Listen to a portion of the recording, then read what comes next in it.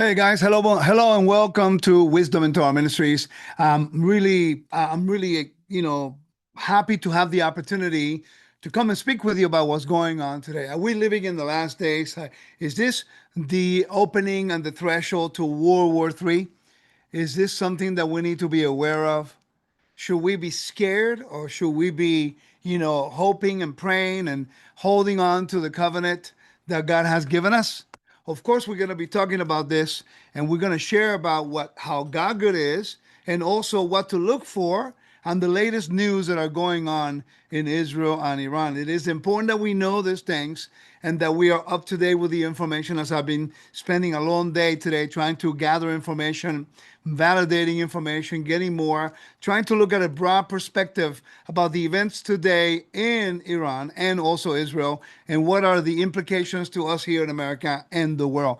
Please subscribe, like, and share right now. Let your friends know what we're doing. And we're not going to speculate. We're not going to try to exaggerate. We are going to try to present the information that we're learning so we can have a better grasp and try to disseminate better what we're hearing in the news. Now, as you know, please take the opportunity right now to share with other people, get other people involved, go to your platforms of Facebook, also share the link on YouTube with your friends, and try to get in tune with us here to what we're trying to do. So remember, subscribe, like, and share. All right. There are many angles that we can look at this, or many things that we can think about when we look at the war in Israel. I was just there almost 3 weeks ago. Okay, I think it'll be 2 weeks coming up to Wednesday. And we had an amazing time on my Spanish Israel tour.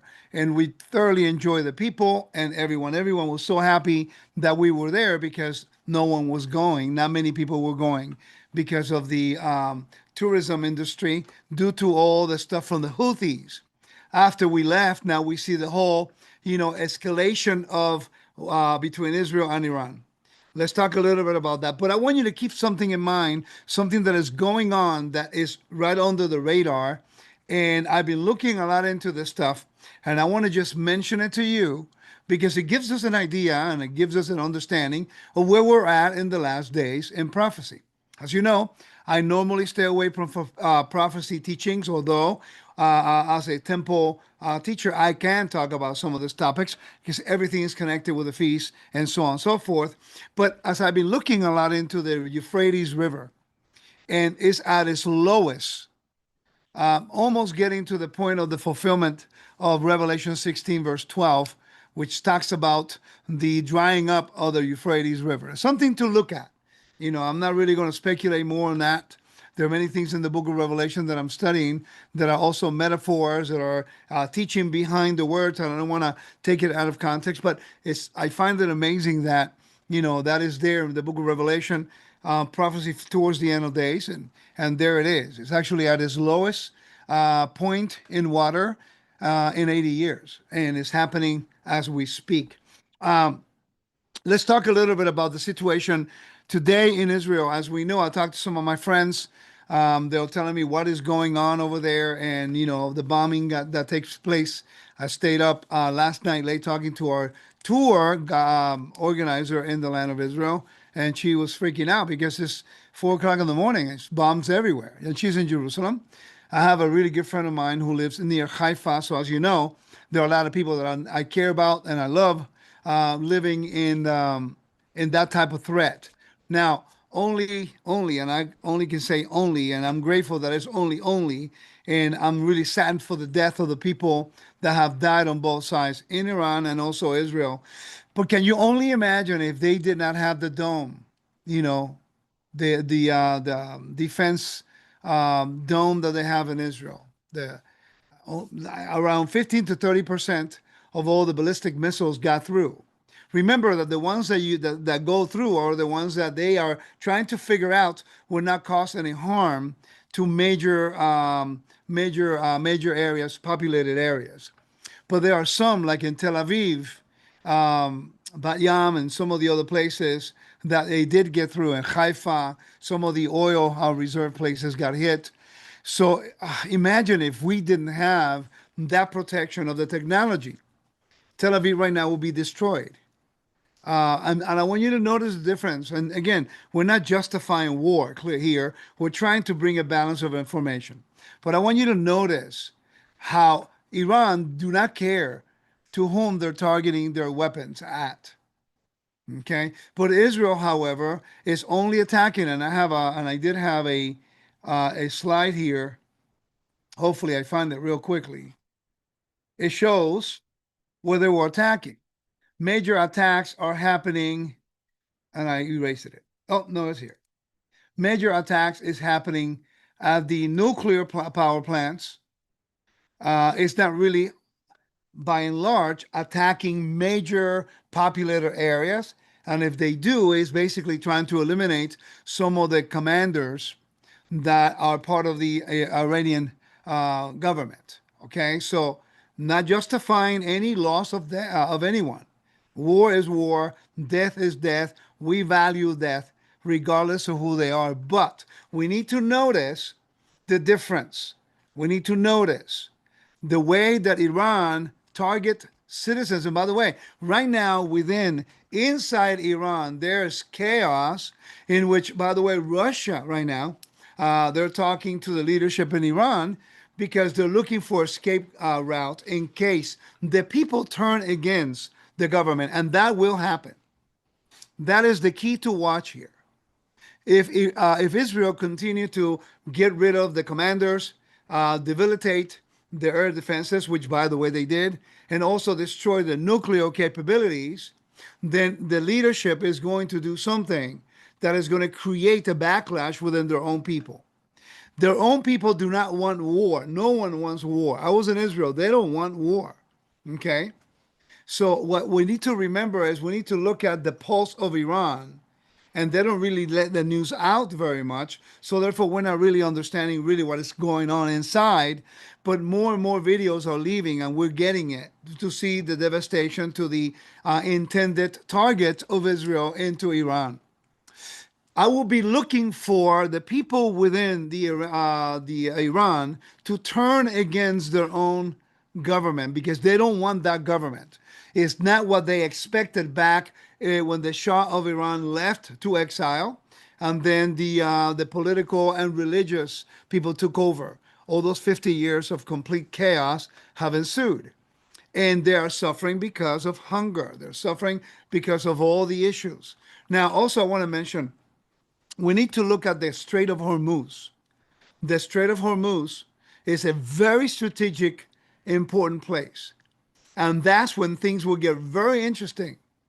If Iran decides to block the Strait of Hormuz, we may have World War III because now they're tapping into the oil reserves and blocking the way for the world to get access to oil, affecting Qatar, EUE, and Saudi Arabia, and those oil-rich countries who have to go through the Strait of Hormuz, which half of it is in Saudi Arabia and some of the Arab states, and also Iran. So Iran has to be very, very wise how they will play their hand, because if they decide to block the Strait of Hormuz, then Saudi Arabia is going to preserve their country because they need to make money through the oil reserves, and some of the other oil states would turn against Iran, and they don't like Iran anyway. They will condone. I'm sorry. They will condemn the attacks by the Israelis to Iran in public, but in private they are actually grateful because Iran is a threat not only to Israel, but also to the Shia, to the Sunni community. You need to learn something about Islam. There are different factions of Islam. Okay, you have the Shiite, and then you have the Sunni. Okay, Iran, they're not Arabs, they're Persians. They don't speak Arabic, they speak Farsi. It's a different culture altogether. Okay, and they have a different interpretation of the Quran than the Sunnis do. Now, this is the reason why they have proxies fighting on their behalf. Now, what's interesting is some of the proxies, like the Houthis in Yemen, and like Hamas in Gaza, and also the Hezbollah, which are all Palestinians. The Hezbollah are Palestinians who were kicked out of Jordan.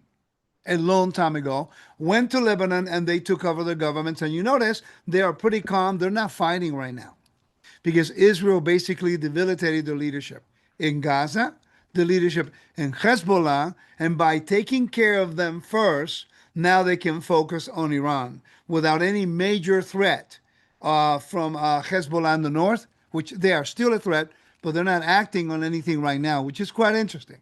That tells you a lot. The fact that Hezbollah is not attacking Israel right now when Israel is having an all out war with Iran at this moment. Keep that in mind. That can mean many, many things. For what I understand, and I may be wrong, Hezbollah and also Hamas, they're not the same religion.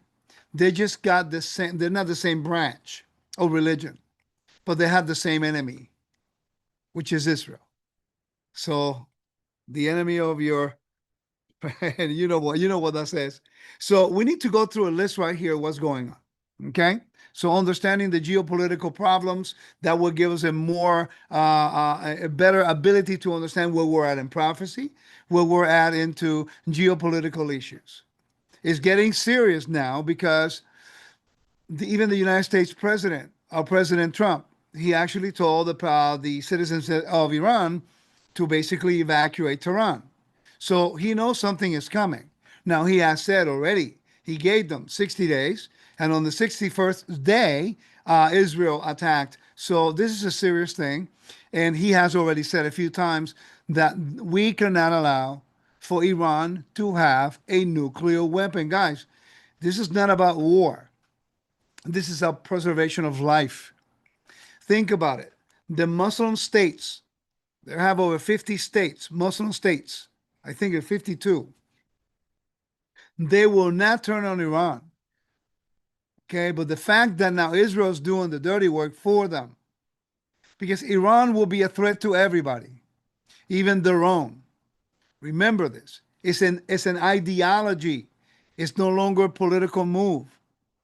What's keeping them at bay is the fact that if they pull the trigger on the wrong people, you can have a major backlash within their power structure in Iran. They don't want to lose their power. And this is the reason why Israel is attacking them in a particular way.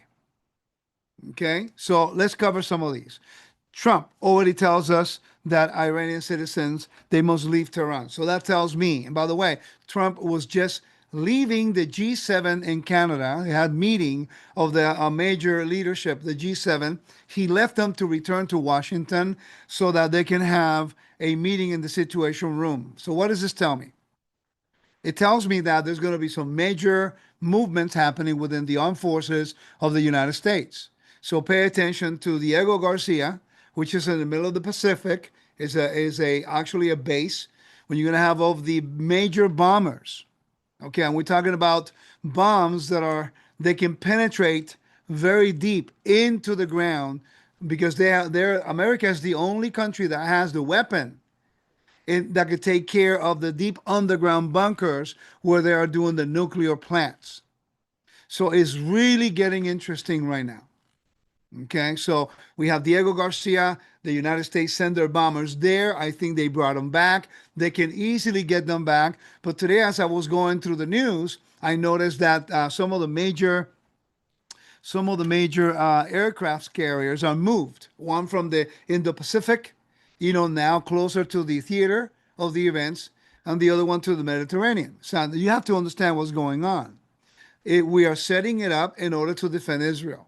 Now, it's interesting that Russia, because they're so busy with the Ukraine, they're not as engaged. They can only be there as a support, okay, in order to support and to take people out of Iran, in this case, the leadership, to give them asylum, as they did to the President Assad from Syria, which we all believe died on on a plane crash. Okay, so all those prophets who said that the president of Syria was the Antichrist, that's gone out the window. So I don't know what you're going to do with that one. But as far as we know, he's dead, but we don't know.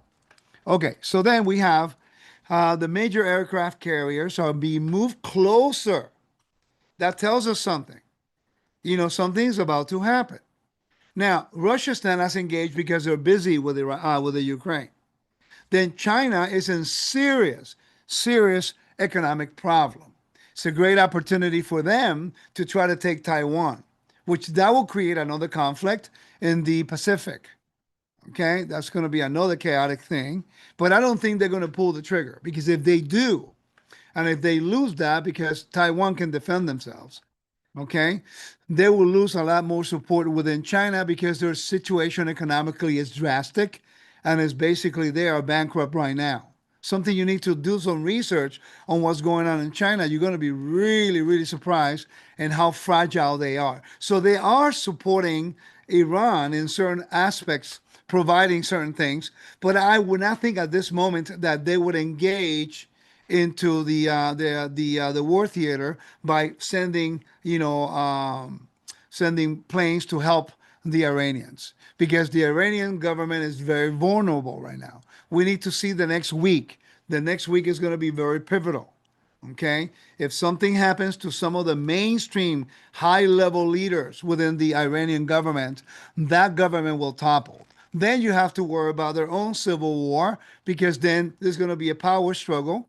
But then that will take away the attention from Israel, and they're going to be too busy. So therefore, things will settle down within Israel. The Houthis, they will have to stop, because they're not going to have the support of the money coming from Iran, because they're a proxy from Iran. Hezbollah is no longer going to have any more support with money.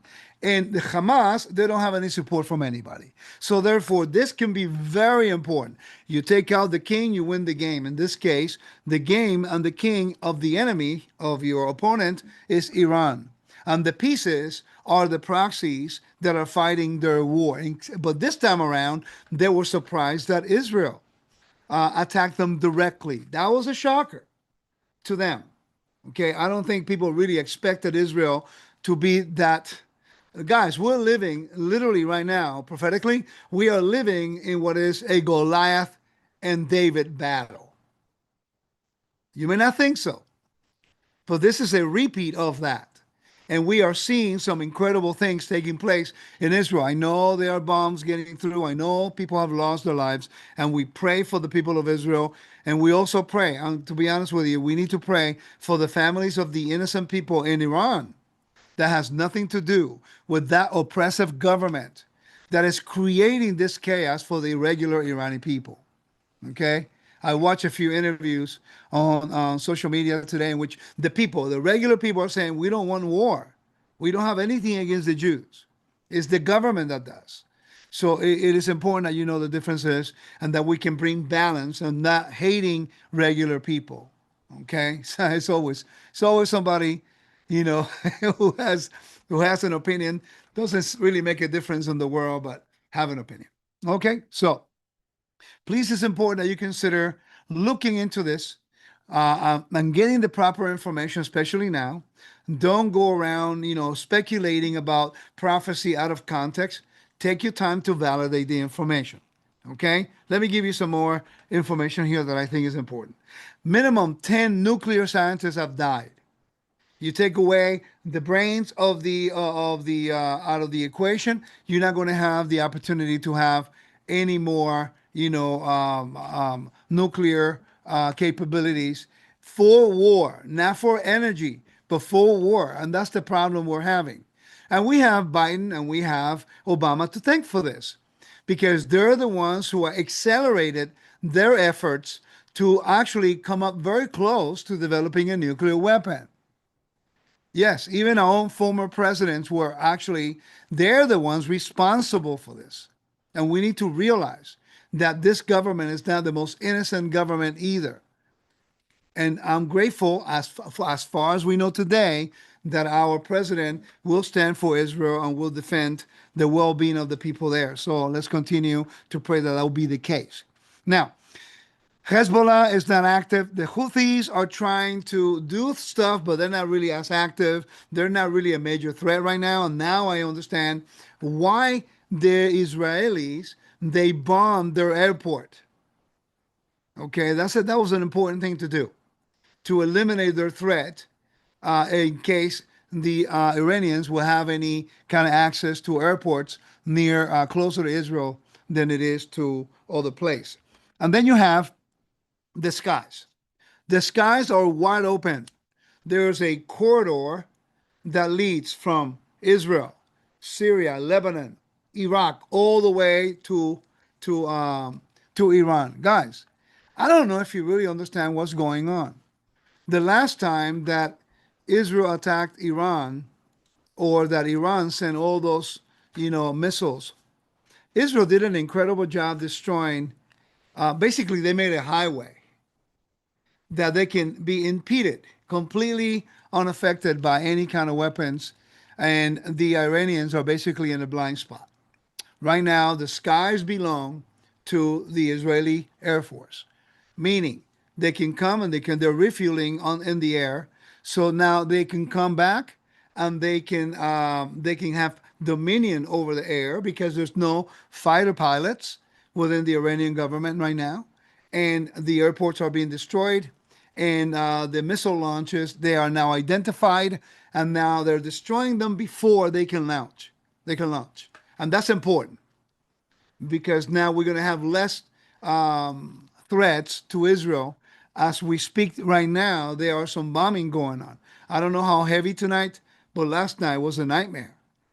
So let's pray that things settle down a little bit here for tonight, and that the dome, the protection that they have, would actually eliminate 99% of the threat, so no one will get harmed anymore.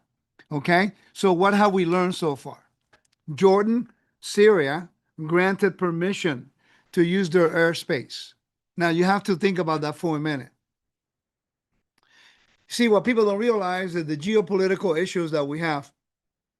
If Iran is allowed to have a nuclear bomb and they drop it, let's say on Tel Aviv, prevailing winds go west right now, go east, I'm sorry. The land will be desolated. It will be a complete nightmare for everybody. But it would also affect people in Damascus and people in Jordan. So for those two countries, which Syria has been in civil war for a while, and they were just taking over recently, about 2 or 3 months ago, or 6 months ago, by a former ISIS dude. And the king of Jordan is granting permission. And as far as I know, it's even helping, shooting some drones down. You have to understand the seriousness of what's going on. Because if Iran does something out of the norm, it affects also Jordan and Syria. Okay? So when you have Muslim countries helping Israel to take care of Iran, you need to really go back and spend time understanding the geopolitical dynamics within the whole Middle East and within all the 52 Muslim states, and how they're functioning with one another. They do not get along very well between some of them.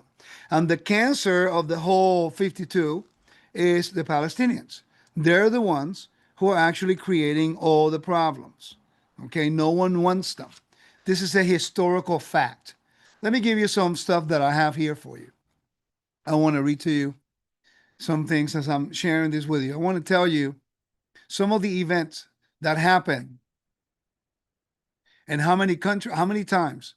Let me read this to you. It says, over 80 years, several countries have expelled and forced large number of Palestinians to flee, especially during times of political tension of war. Now, we know that in the 1948 to 1967, they were forced to flee certain areas because Israel won the war. That's the way it works. When a country wins the war, they have the right of that particular area. So now we have 700,000 Palestinians that were expelled and fled in 1948, and another 300,000 in 1967. I remind you that it was the Muslim countries who started the war. I remind you of that. Now, in 1970 and 71, you have what is called Black September. The Jordanians kicked the PLO out. They granted the PLO to come into Jordan, and the PLO, the Palestinian Liberation organization, which was ran by Arafat, they turned on the people who hosted them. And they challenged the Hashemite family and their monarchy and the authority. So therefore, thousands of fighters and their families spelled to Lebanon. And that's when they established Hezbollah. And they took over Lebanon. So everywhere they've been is because they cause tension and they cause friction and they cause sedition and treason within every place that they are welcome. In Lebanon, from 82 and 90s, in 1982, they had the Israeli invasion of Lebanon forced the PLO leadership and fighters to evacuate to Tunisia and other countries. In the 80s and 90s, during the Lebanese civil war and later events, Palestinians were targeted by various factions. Okay? Now, in 1991, you have Kuwait. The Kuwaitis kicked them all out. Now, these are Muslims kicking Palestinians out of their countries. I wonder why. It's called after the PLO supported Saddam Hussein's invasion of Kuwait. Kuwait expelled approximately 200 to 400,000 Palestinians. Now they are living in Kuwait, a very small country. They were living there, and then they supported Saddam Hussein invasion of Kuwait, which decimated Kuwait, and that's why you have the United States coming to come and take care of those people. Also, in 1995, Libya, expulsion under Muammar Gaddafi. Around 30,000 Palestinians were expelled. And the reason is a political leverage against Israel, and the PLO overstalled peace talks. So nowhere they go, they are welcome. And if they're welcome, they don't live there too long because they overstay their welcome and they turn on their host. Now they have other reported cases. For example, Iraq, 2003 onward. After the fall of Saddam Hussein, Palestinians in Iraq were targeted by militias and faced violence and persecution. Thousands were fled. Why? Because they turned against the people. And then you have the Syrian civil war. Okay? So you have to realize when a people, like in the case of the Palestinians, everywhere they go, they get thrown out. Not because they're becoming, a help to the society, but because they're turning against them. Now, I'm not saying that everyone was a terrorist. I'm not saying that. Clearly not. But you're seeing a pattern. Now, we can say the same thing about the Jews. The Jews have been exiled from everywhere. But it's interesting that when the Jewish people go somewhere, by and large, the reason why they get exiled is because it's always been through the history. They excelled. They go to higher levels of government. They make money. They got business. Anti-Semitism comes in, persecuted. They go back into the dispersion. This has been already proven in history that it's happening all the time. It's actually in the Bible. Scripture tells you the story of Abraham and the story of Isaac. You have them, people were jealous of them because of the prosperity, and they start fighting over the prosperity of Abraham and also the prosperity of Isaac. It's always the same blueprint. So understanding the past would allow us to understand here what's going on today. Okay? Now let's talk a little bit about some of the enemies of Israel. Some of the enemies. Hopefully I have it here. Okay? I took some notes today and I will share it with you. Let's go through a historical review of the old enemies are the same enemies with a different name. Old enemies are the same enemies with a different name. Okay? In the 1914, when the Ottoman Empire were actually diminished, and they were basically they were basically beat because they supported Nazi Germany. So when first war, Germany lost, and also the second war, they allied themselves with Germany. But the Ottoman Empire actually was they got defeated. Okay, so then it was all the Middle East was established as different countries. That's when you have Syria, you have Jordan, you have the families of Saud, Saudi Arabia, and they divided their lands and they made the modern day countries. Okay, so please understand that. In the ancient world, they have different names. Egypt, still Egypt. Okay, Jordan was known as Moab. So we actually know and we understand the same enemies with different names. Okay, so Egypt. Today, Egypt do not want the Palestinians. They refused to take them in. You don't want to know why? By the way, Arafat was Egyptian. He was Egyptian. I don't know if you knew that, but Yasser Arafat was Egyptian. So, I mean, please understand that that's important. Also, for the context of what we're talking about, he was Egyptian. So, there's a lot of things we need to really understand. But the Egyptians refused to take the Palestinians. They will not let them escape into Egypt, into northern Egypt, from what's going on in Gaza right now. Jordan will not take them. Based on the pressure that the president put on the King Hussein when the king was here in Washington a few months back, he took 2,000 children to help them. But he will not take anybody else from the Palestinians because, like I read earlier, back in the 50s and 60s, the Palestinians created chaos in Jordan.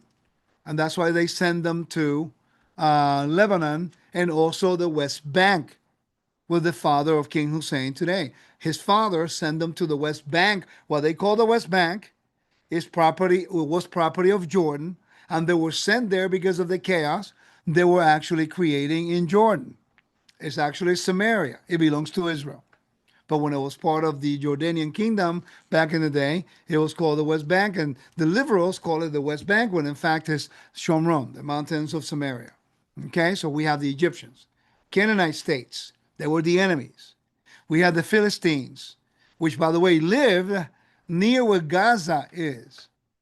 Okay, and some of the Palestinians are calling themselves Philistines, and they're not.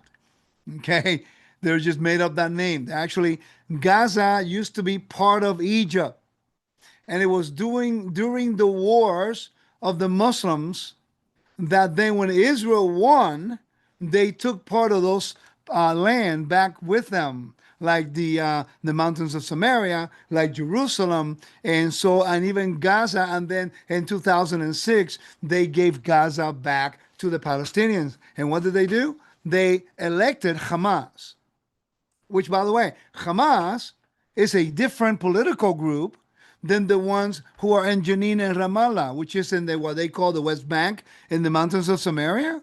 It's a different group. It's a different group, different leadership. They don't even travel amongst each other. And then you have Bethlehem. That's another story. I mean, there's a big mess geopolitically, and people really sometimes do not take the time to understand some of these principles, to really have more clarity to what is going on.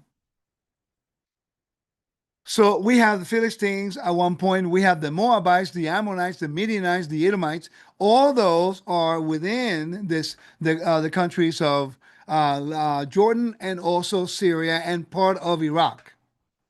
Okay?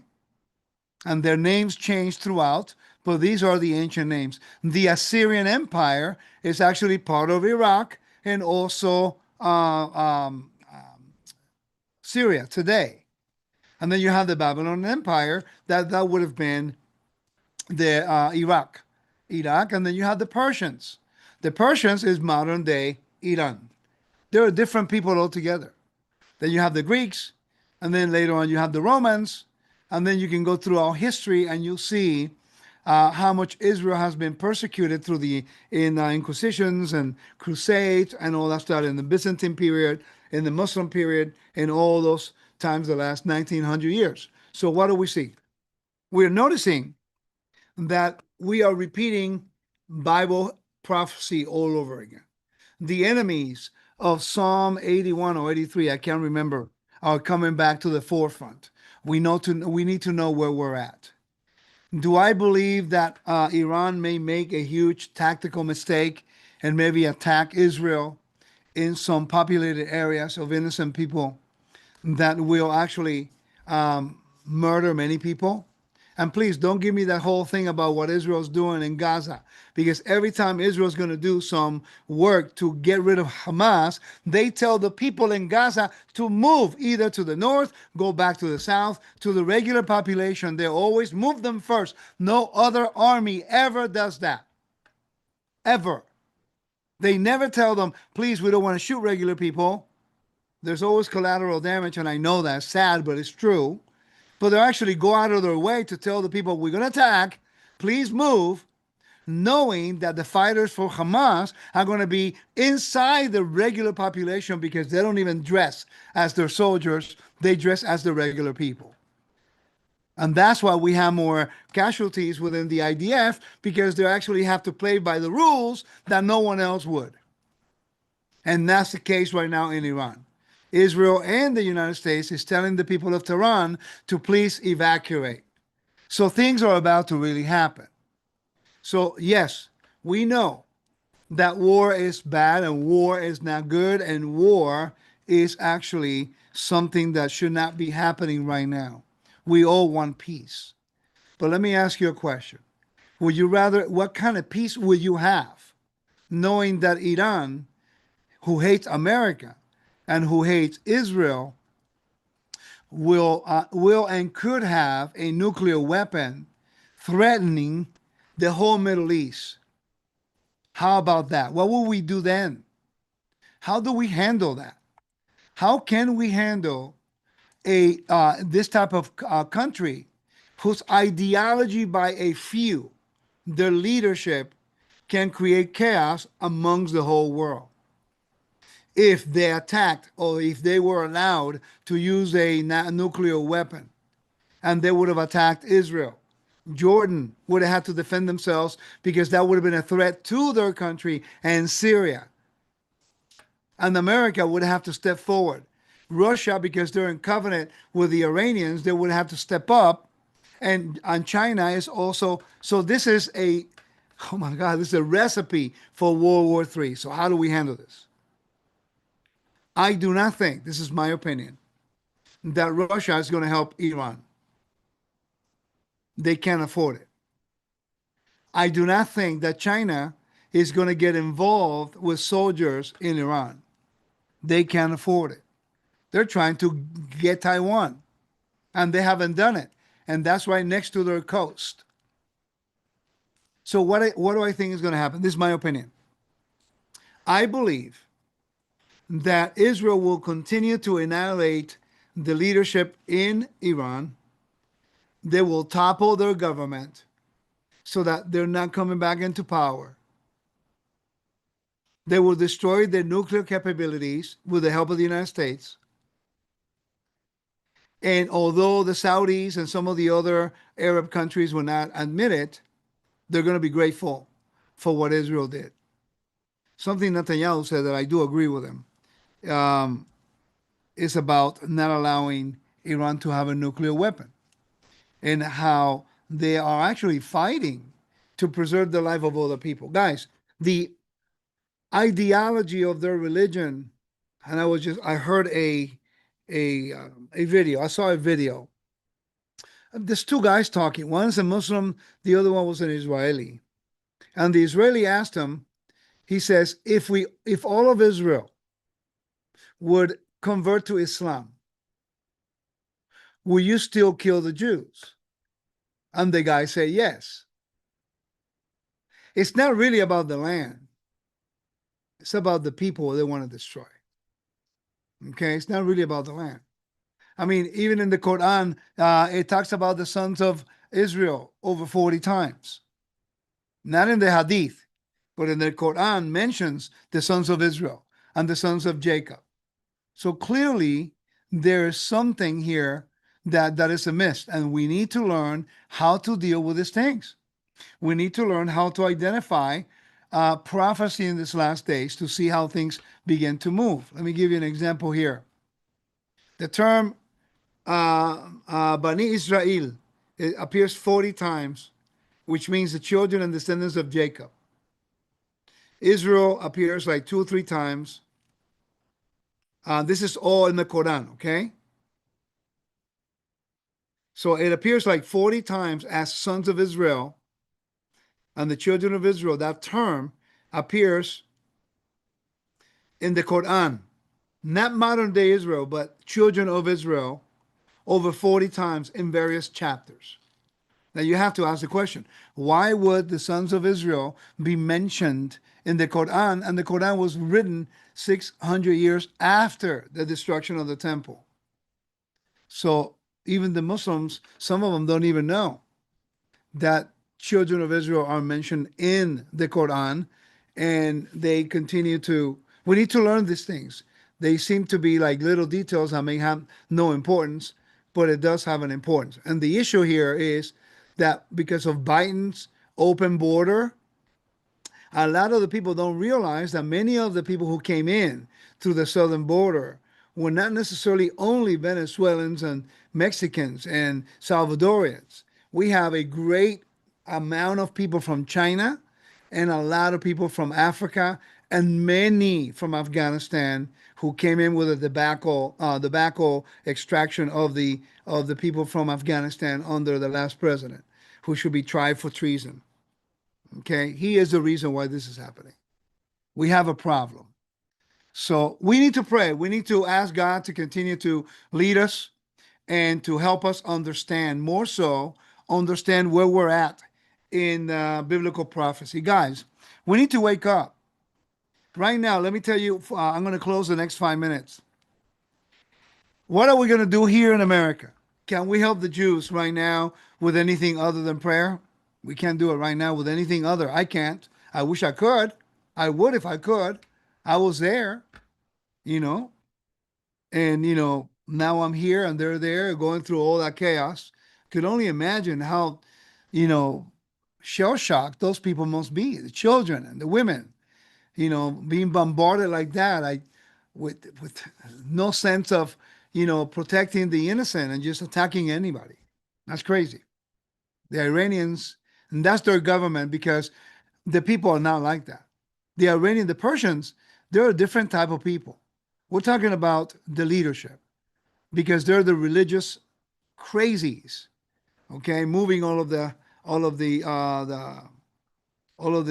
tools over there against the people of Israel. They hate the government of Israel, okay? And I know that in Iran, in Tehran, there are like over 400 Jews, and they have their synagogues even to this day, and no one bothers them because their government is not against the regular people, they're against the government. Seems like everyone is against the government. Every government is corrupt, even parts of Israel's government. For me to say that there's no corruption in the government of Israel, I'll be naive. But it's still the government of Israel. And they're in the land of Israel. And there is the people of Israel. And we serve the God of Israel, who gave the people of Israel as a covenant, and we must be loyal to that. Understanding there is corruption and there are problems, but they're still the people of the book, and I will stand with them. Okay? Now, what do we do here in America? It seems to me, and I've been talking about this for the last 10, 12 years, and I haven't had any traction. We, as believers in Yeshua, living in the West, we think we're safe. And I beg to differ. We need to have an active plan. You need to have courses for active shooting, courses in your communities. You have to take special precautions for self-defense and security in every congregation. If you have a menorah, if you have a Magen David in your congregation, or an announcement and you're on Facebook, you need to take precautions, and you need to be aware of the dangers, all the major events like Yom Kippur, like Sukkot, Shabbat, all the meetings that we have as a people that we are all congregating. Remember, the Muslims don't know the difference between a believer in Yeshua who follows Torah and a Jewish person. All they see is the same thing. So we need to take proactive actions in order to save and protect ourselves. Prayer is important. Active prayer, by doing what you're supposed to do, is key. So protection, security, training. Okay? Protection, security, and training. There's hardly any training in major congregations around the United States and Latin America. We live in La La Land, thinking that, oh, it's only over there. Guys, if we don't put a stop to Iran, with all the people they have sleeper cells here in the United States, I want you to go into a map and look for all the Muslim groups in mosque around Tampa, Kissimmee, Florida, United States. Okay? I just saw a video today of a major leader in the Muslim world I can't remember which country, who is calling for all the Muslims in the United States to rise up and defend and fight against the people here. These are the same people that were allowed. I'm not talking about all the Muslims who are moderates. Some of them are not even religious. I'm talking about the minority who are extremists.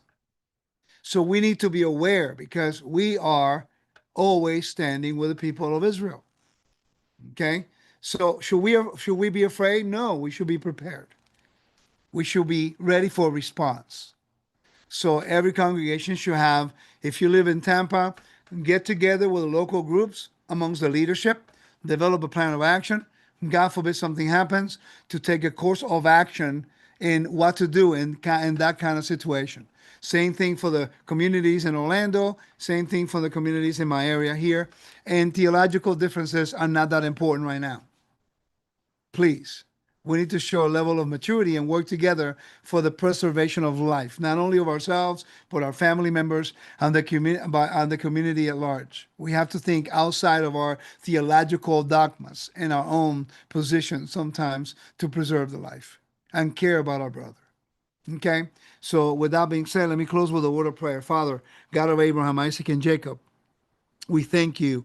We praise you, for we still know that you will always be in control. You're the Father, you're the King, and you're the sovereign of the universe. My Father and my King, thank you for allowing us to approach you and to pray and intercede on behalf of your people Israel, who are being confronted by the enemy, by an old enemy, by the Persians. Father, the Egyptians could not withstand your power. The Greeks could not withstand your power. The Babylonians could not withstand your power, nor do the Persians, nor the Romans, nor the Nazis. Even though all the worlds have always tried to persecute your people, you have been faithful to your covenant, and you have been honoring your people because you kept your word that you will forever have a remnant who keeps the covenant. And we thank you for keeping your word. And right now, more than ever, we ask and we call out to you, we cry out to you that you would protect your people, that you rally the nations to defend your people, or to preserve life, destroy the enemies.